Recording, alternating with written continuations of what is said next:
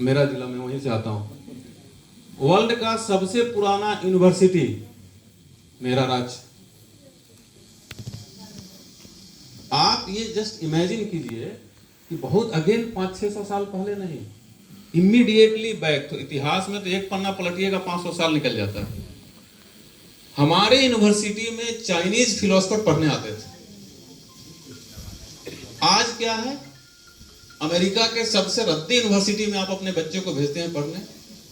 4 साल के कोर्स में कम से कम 4 करोड़ रुपया खर्च करते हैं और सिर्फ ये कह के अपने आप को खुश कर देते हैं कि मेरा बेटा अमेरिका में पढ़ रहा है। भले ही अमेरिका का 3rd ग्रेड यूनिवर्सिटी में पढ़ रहा है, उससे एक उससे बढ़िया यूनिवर्सिटी यहाँ बैठा हुआ है।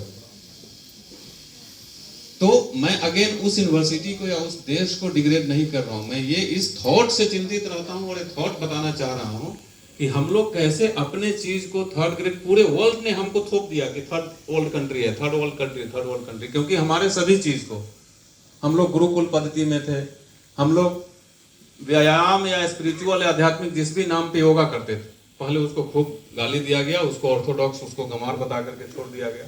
आज देखिए, अभी यहाँ बात हो रही थी गोरे काले की, आप कुंभ में और बनारस में चले जाइए, सभी गोरे आके नाच रहे हैं।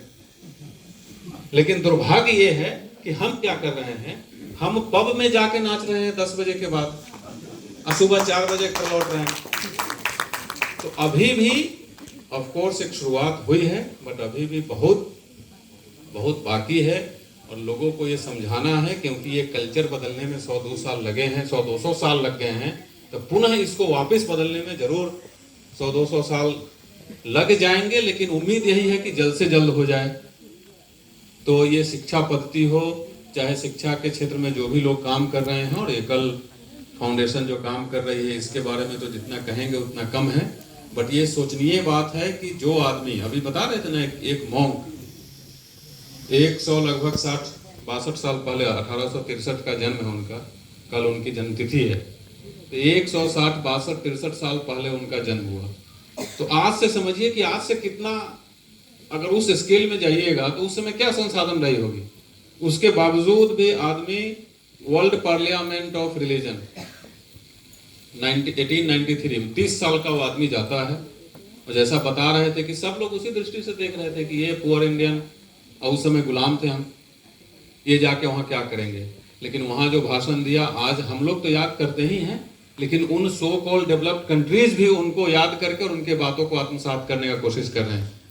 लेकिन इसमें एक अगेन सोचने वाली बात यह है कि जो आदमी जो बातें 1893 में कह दी, वो हमारे इंडियन फिलोसफर बोलिए, मॉन्क बोलिए, जो भी बोलिए, बट आज तक भी उस बात को हम लोग कहाँ पूरा कर पाएंगे।